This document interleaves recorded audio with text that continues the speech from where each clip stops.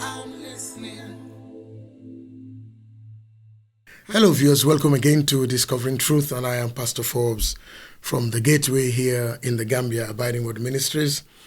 And we are now in the second episode of the series we started entitled Choosing the Right Leader, Choosing the Correct Leader, or Choosing the Proper Leader. And we are talking specifically about the upcoming Gambian presidential elections on the 5th of December this year. We run a 5-year electoral cycle, so we last voted for a president December 5th, 2021, and the time has come for another one. And we all know that generally voting goes in one of two ways. Voting goes either for continuity, because the electorate, the voters, the people generally feel that the incumbent, the person in power has done well, and what they've done represents their hopes, their aspirations, their dreams, maybe even their demands. And or voting goes in to change. So we either vote continuity or we vote change. And change certainly means that the people feel, well, in this term, this person hasn't done well. This is what we expected. We didn't get this. This is what the person promised, or the people promised. They didn't give us this. We've made representation. Rather than our lives being enhanced and for the better, we are suffering. Things are not going well. And so we want change. So voting is either for continuity or for change. Now, this is within the democratic system of governance and a governance architecture. Because as you know, there are many leadership styles in the world. There is autocratic type of leadership, very self-serving, very high-handed, very heavy-handed, and sometimes very close to a dictatorship where nobody's views matters. There's no room for dissent or divergent views. This is what we want. And there are countries where that operates, and maybe the people love it so. And we somehow have coined this phrase called the benevolent dictator. The person is hard, but they are doing what the people want there. And that is one form of leadership style. There is another form, which is the monarchical style, which is when the place and the country is run by a family or a person very special, and they're the royal family. And so the place is headed by a king or a queen or some entitled hierarchical royal personality, and they come from the very highly monarchical to some kind of a constitutional UK monarchical style. But you must remember that Morocco is a kingdom. I think Spain is also a kingdom. Somewhere, either Denmark or Norway or Sweden, one of those countries, they have kings. Of course, Saudi Arabia, and that one is like a royalty and a theocracy at the same time. And that is a system. And the base of that system is that the people themselves are not even rightly to be called citizens. They must be called subjects, because the king owns everything. He or she owns the realm. They own everything, and they rule over the kingdom, the king and his kingdom, the king and the queen and her realm. And so you hear songs, hymns, God save the king, God save the queen, long live the king, long live the queen, and everything comes from him. So they own the realm. They literally own everything. And some nations, as I said, Saudi, some of them even add a theocracy to it. And maybe the original idea was what God wanted to do with us, not enslave us, but just be a guardian leadership over us. But man bolted to do their own thing. Then, of course, we even have tribal chieftaincies and those kinds of structures. We have them sometimes at the lower level in some countries in Africa, in Asia, and some of the islands of the sea. Some of them are run by that system, and it works for the people. And then we have good old democracy, which is from where I talked about change or continuity, popularly described by the Jews as government of the people, for the people, by the people, or by the people, for the people, of the people. So it means there is a total involvement of the people, and they give a sacred trust, a vote or a votum. They give their franchise, their constitutional right to somebody who is going to represent them in the executive and later on in the legislature, and in some places even in the judiciary, to help work out their aspirations, their dreams, their hopes, and sometimes their demands. And that's why the vote is a sacred trust that must not be bought by bags of rice, cars, millions, scholarships, jobs, anything like that. Because all too often what we see in most of our countries, and we can't say we don't see that in Africa, is that people go on the campaign trail and they promise so many things, drop a few electric poles, give bags of rice, and somebody gives a vote, or the card is bought, or the ballot is bought, or whatever, for the next 4 years, 5 years, some countries 6, some even 7. And you find those same people complaining. And you have to tell them, well, there's nothing to complain about. You made a decision 5 years ago, 6 years ago. And so we need to understand ourselves, why we vote, who we vote for, and what's the right and proper way to choose a leader. Because all of us as 2.8 or 3 million or 2.4 million Gambians cannot sit in the National Assembly, neither can all of us sit on the presidential chair, etc. So we listen to people, or we even talk to people and put them there as ward councillors, as National Assembly members, and probably they get to the top as a president.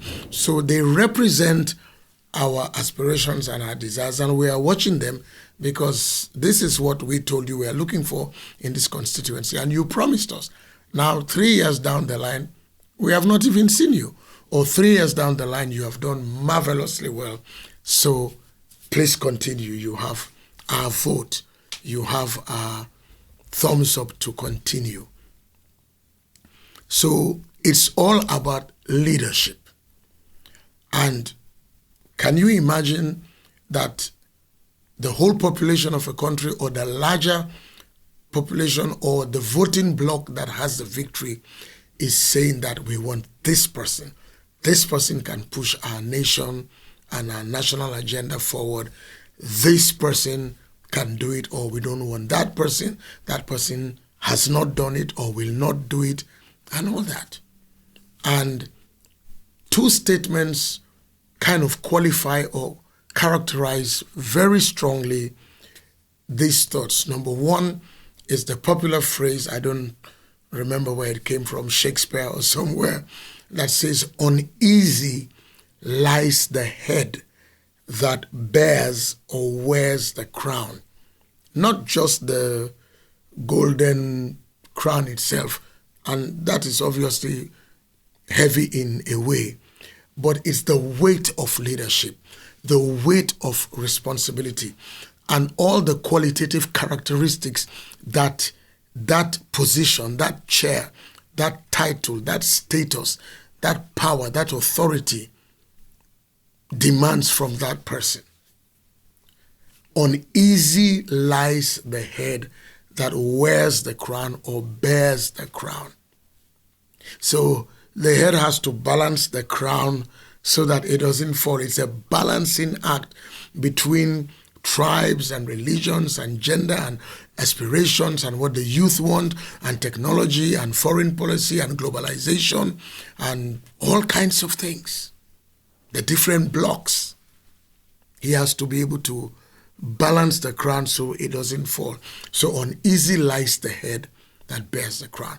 So that means somebody must not just want to bear the crown. Maybe they like a photograph with a crown. But that is a crown of responsibility. It's a weight of duty, which in most countries we see where they really want to progress.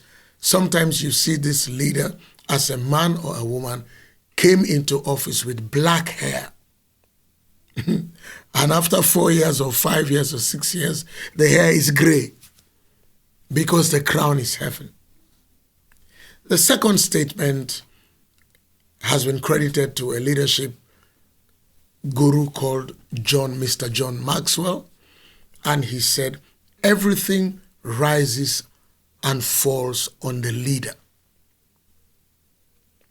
So, as we know, in every form of leadership, political leadership, soccer leadership, athletics, games, sports, religion, if it's going well, it's everybody.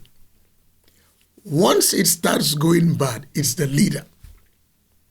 It's the leader. If anything is not going well in this country, it's the leader. You'll hear one name. If things start going wrong in our church, in Abiding Word Ministries, the Gateway, you will hear my name. If things are not working in my business, the Forbes Academy or Forbes Executive Training, it will be that Pastor Forbes, that preacher, that man.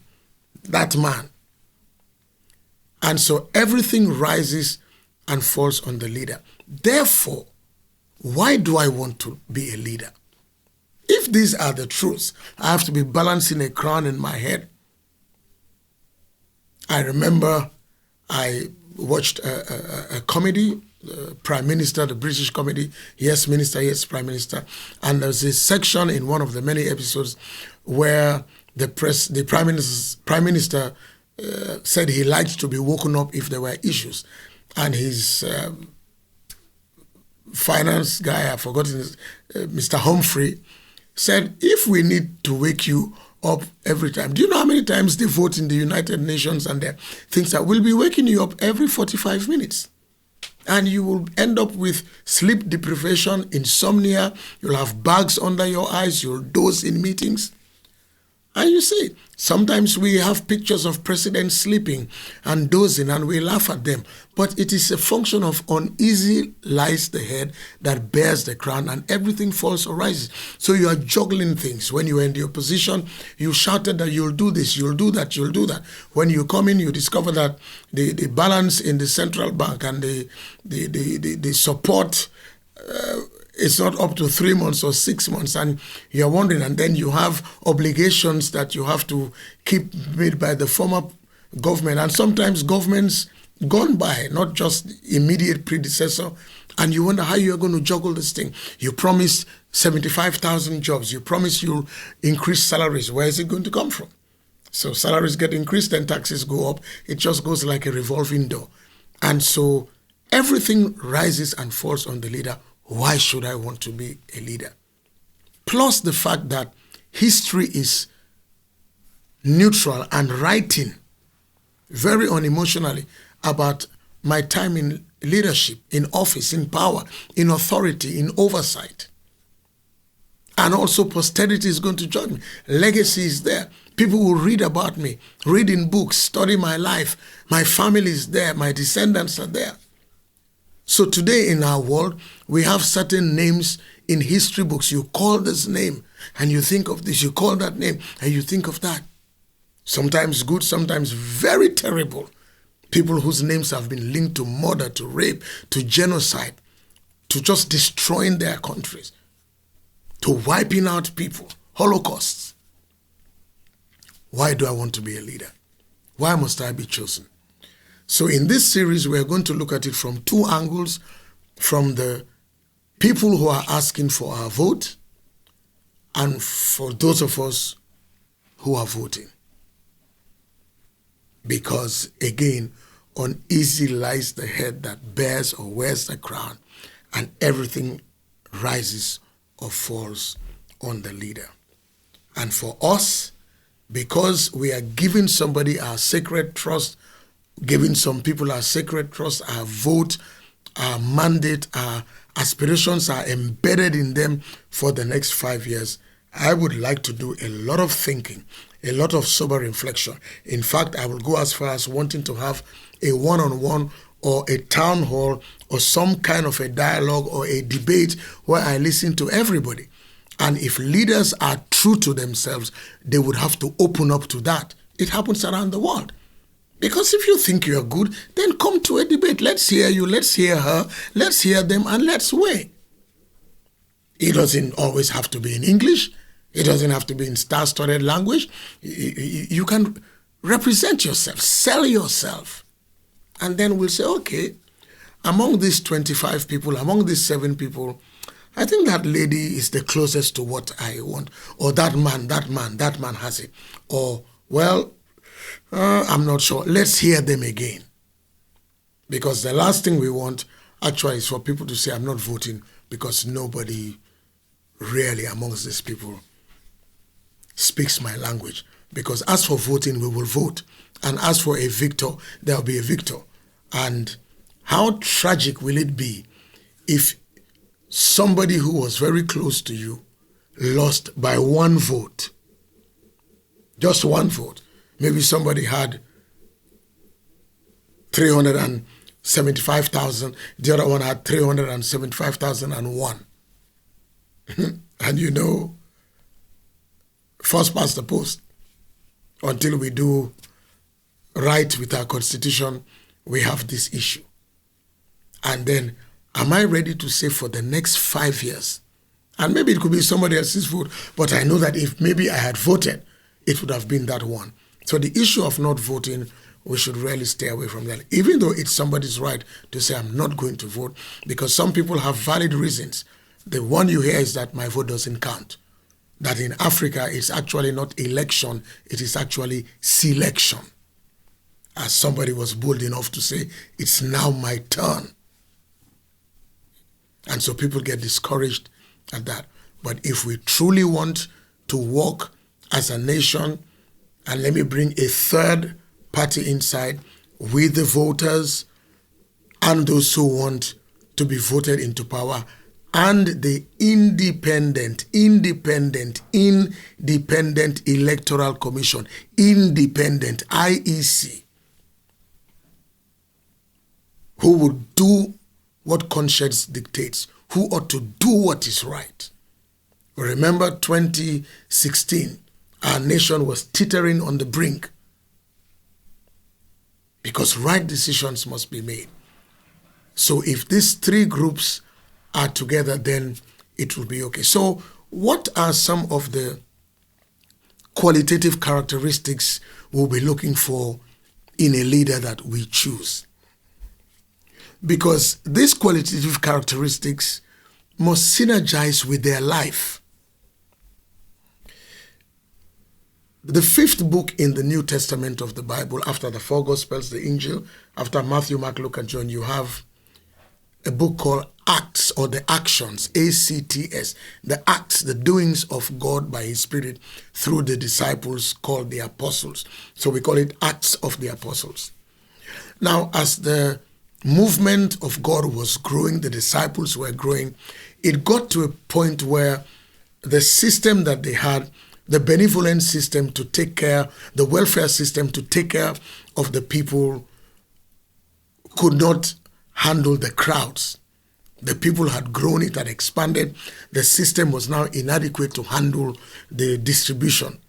So the people complained because particularly some new believers from the Greek background, Greek women, were complaining that they don't get their daily ration. And, that was not doing well. It's like you are showing favoritism to these people and you are not showing us. It's nepotism, it's all the whole thing, cronyism, and it's all that. So they brought it to the leadership, the apostles. And the apostles said, look, you know what you do? Choose from amongst yourselves 7 people who have a good reputation, who know God, etc., etc. And what I like about that wisdom was that they did not have to fight on who the 7 people are. They did not have to angle the 7 people, did not have to buy their votes, because these 7 people were already known to be doing this thing without clapping, without getting an honorary doctorate degree, without something. They had been seen to be doing this. Their love for the people, their selflessness. And so when somebody wants to be a leader, when somebody offers themselves that, look, I think I know what to do, my team and I, my running mate and I, etc., we should be able to look and say, does this person meet A, B, C, D, E, F, G criteria? And we'll be looking about 9 or 10 that should help us. And I think the people who want our vote should also be looking at their lives, asking themselves questions, being introspective, and seeing whether they can do it, irrespective or not on whether they are the party, the people in government, or those wanting to come in, whether it's continuity or whether it's change. There must be a synergy in their lives and what they say. And therefore, fundamentally, we are looking for humility, we are looking for character, and we are looking for a sense of service rather than status and power and position. So leadership in any form, political, religious, and all that, the mistakes we make is to see leadership as positional, leadership as authority and power, more than leadership being functional, practical functionality. So leadership is more an office, is more a function than an office. It's more a doing and a disposition than a title. So what about the person's character? What about their true sense of humility? And what about their service? And so when we started the first episode, I looked at 2 qualitative characteristics. One was what we call servant leadership. Servant leadership, not boss leadership, not master leadership. Servant leadership. Not tyrant leadership. Not lethargic leadership. Servant leadership. And it's funny because many people are hearing that term now and they are using it, but you know that term came from our Messiah, the Al-Masih himself, came from Jesus Christ. What happened? If you look at the first gospel of the New Testament, and that is the book of Matthew, in the 20th chapter, there is an encounter. Jesus Christ had his 12 disciples, was going with them, teaching them, mentoring them, training them, giving them oversight. And 2 brothers, James and John, one of the first 3-4 disciples Jesus Christ chose, their mother came to Jesus Christ and said, Master, I have a request. When you go into your kingdom in heaven, granted that these my 2 boys, James and John, one sits on your right hand, one sits on your left hand. I want to fix my sons now, so when I die, I know that it is well with my boys. And of course, Jesus Christ said, no, you don't know what you are asking. This thing is not political, it's not family. You don't engineer, you don't buy it. It's not this way.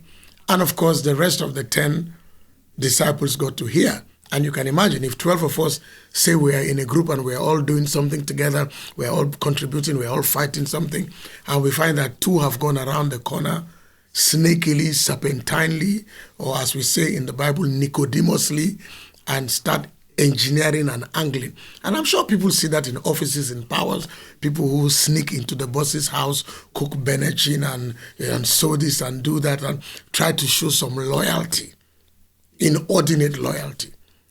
And the disciples got upset with the other 2. And Jesus Christ had to calm them down. And he told them, look, leadership is not like that. Leadership has many important things.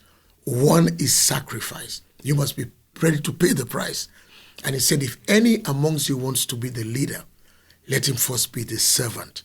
And you know, Jesus Christ, the night before he was crucified, he had a meal with his disciples in a room called the upper room. And after they had had the supper, the dinner, he took a bowl of water and a towel, and he went down to the lowest point of their lives, which is their feet, and he began to wash their feet. So his head, his highest point, was at their lowest point. That is servant leadership. when regardless what you know, what you have by pedigree, by acumen, by exposure, by whatever, you are able to come down low and put your highest at their lowest and wash their feet. And I'm sure you know, walking the road of Galilee and Jerusalem and Bethany and Jericho in the heat of the Israeli sun, and people wearing leather sandals and walking up and down, I'm sure you know there could be some odor from the feet, the dust, and here was Jesus Christ washing and wiping 12 pairs of feet, including Judas's feet. Servant leadership. Servant leadership. And the next one is sacrifice, where you put the people before yourself. We don't tend to see that in leadership. People want the vote, they want the power. 1 year after, 2 years, the number of cars they have, the number of houses they have, the things they do, it's like, hello, hold on, I thought this person was here for the people. And they do it for themselves. I'm going to stop here because time is up, and we'll talk about sacrifice, we'll even talk about empathy. Until I come your way next week, by the special grace of God, may God keep us, and may we all be thinking, share this video with other people, with the leaders, with the IEC, with everybody, the political parties. Share it in the VOOs. Let us hear, and maybe do your own interpretation, if you can, in languages that the people maybe will understand more in the grassroots, so that we vote our conscience, we vote what we know is right, and we don't complain come December 5th this year. May God keep us all. I'll see you in episode 3.